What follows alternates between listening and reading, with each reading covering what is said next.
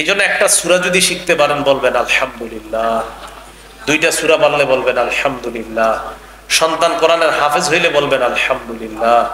গর্বিত পিতা মানে এই গর্বিত, এই বেয়ে গর্ব করবেন যে আমার সন্তানকে আল্লাহ কোরআনের হাফেজ বানিয়েছে, আলহামদুলিল্লাহ যত বেশি পারেন বলবেন, যেন কোনো কারণে আপনার মধ্যে কোনো অহংকার কাজ না করে।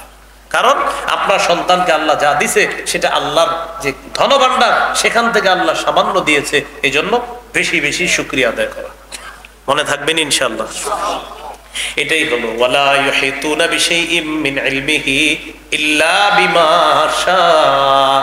তারা আল্লাহর ইলম ধারণ করতে পারবে না, তবে ততটুকু ধারণ করতে পারবে যতটুকু আল্লাহ চায়। ওয়াসিআ কুরসিয়্যুহুস সামাওয়াতি ওয়াল আরদ, আসমান জমিন পুরাটাকে বেষ্টন করে আছে আল্লাহর কুরসি। হ্যাঁ, সুবহানাল্লাহ। ওয়ালা ইয়াউদুহু হিফযুহুমা, আসমান এবং জমিন সংরক্ষণে আল্লাহর কোনো বেগ পেতে হয় না, আল্লাহর কোনো কষ্ট হয় না।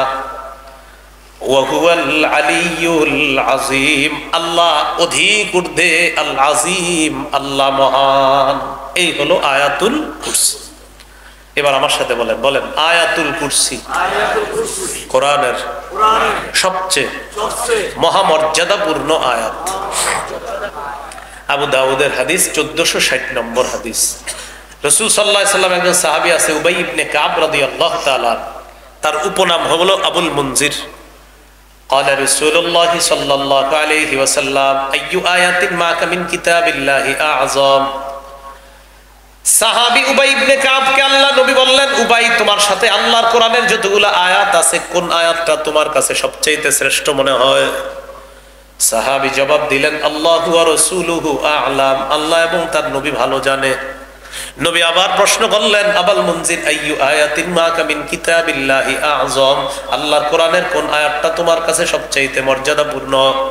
প্রথমবার বলছে আল্লাহ তার নবী ভালো জানে, দ্বিতীয়বার উনি চিন্তা করলেন ঘটনা কি, নবী আবার জিজ্ঞাসা করছে, তার মানে নবীজি চায় আমি কিছু একটা বলি। তখন সাহস করে সাহাবী বললেন, আল্লাহু লা ইলাহা ইল্লা হুয়াল হাইয়ুল কাইয়্যুম।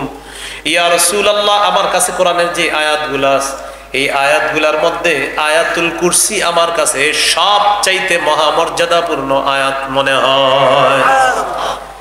ফাদারাবা ফি সাদরি, আল্লাহ নবী আমার বুকের মধ্যে এইভাবে শাবাশ দিলেন, শাবাশ শাবাশ, হ্যাঁ শাবাশ দিয়ে দিলেন, শাবাশ শাবাশ। লিয়াহনিলাকা আবাল মুনজির আল ইলম, ও উবাই ইবনে কাব, তুমি যেই কথাটা বলছো তোমার কথা সঠিক কথা। কোরআনের সবচেয়ে মহামর্যাদাপূর্ণ আয়াত হলো আয়াতুল কুরসি। এই যে তুমি তোমার বিদ্যা খাটিয়ে জবাবটা দিলা, তোমার এই ইলম যেন তোমার জন্য আনন্দের কারণ হয়ে যায়। তোমার বিদ্যা বরকত হোক, আল্লাহ বরকত দান করেন। শাবাশ শাবাশ, তুমি সঠিক জবাব দিছো। বলেন আয়াতুল কুরসি কোরআনের সমস্ত আয়াতের সর্দার, লিডার, নেতা। তিরমিজির হাদিস 2878 নম্বর হাদিস, হাদিসের বর্ণনাকারী আবু হুরায়রা রাদিয়াল্লাহু তাআলা عن أبي هريرة رضي الله تعالى عنه قال قال رسول الله صلى الله عليه وسلم لكل شيء سلام وإن سلام القرآن سورة البقرة। নবীজি বলেন প্রত্যেকটি জিনিসের একটি চূড়ান্ত শাখা আছে, সর্বোচ্চ চূড়া, সর্বোচ্চ চূড়া, হ্যাঁ এটা কিন্তু সূরা না, চূড়া, হ্যাঁ মানে চূড়া, সবচেয়ে বড় উঁচু শাখা। ওয়া ইন্না সালামাল কুরআন, কোরআনের সর্বোচ্চ চূড়া হলো, কোরআনের সর্বোচ্চ চূড়া আর কি, সবচেয়ে উপরে সূরাতুল বাকারা, সূরা বাকারা। ফিহা আয়াতুন হিয়া সাইয়্যিদাতু আইল কুরআন। নবীজি বলেন সূরা বাকারার মধ্যে এমন একটা আয়াত আছে যে আয়াতটা হলো কোরআনের সব আয়াতের সর্দার। ইয়া আয়াতুল কুরসি, এই আয়াতটা হলো আয়াতুল কুরসি। কোন আয়াত? আয়াতুল কুরসি। হাদিসের একটা কিতাব আছে না মাজমাউজ জাওয়ায়েদ, 6 নম্বর খণ্ড 324 নম্বর পৃষ্ঠা। قال رسول الله صلى الله عليه وسلم والذي نفسي بيده إن لها لسانا وشفتين। নবীজি বলেন আল্লাহর কসম, আয়াতুল কুরসির একটা জিহ্বা আছে, দুইটা ঠোঁট আছে। সুবহানাল্লাহ।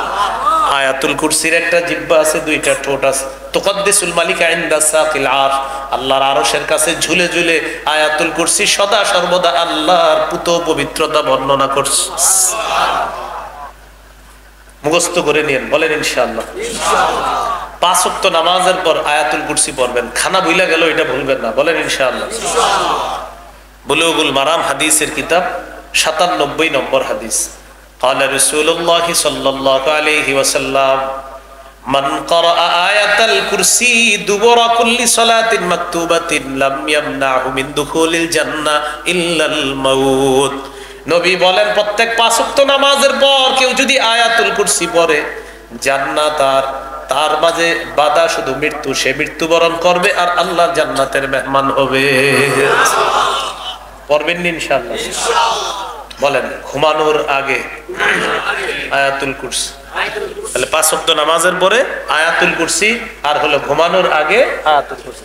আজকে বাসায় গিয়ে আপনারা এতদিন যারা যারা আমলটা করতেন না, আজকে শুরু করবেন ইনশাআল্লাহ। মুখস্থ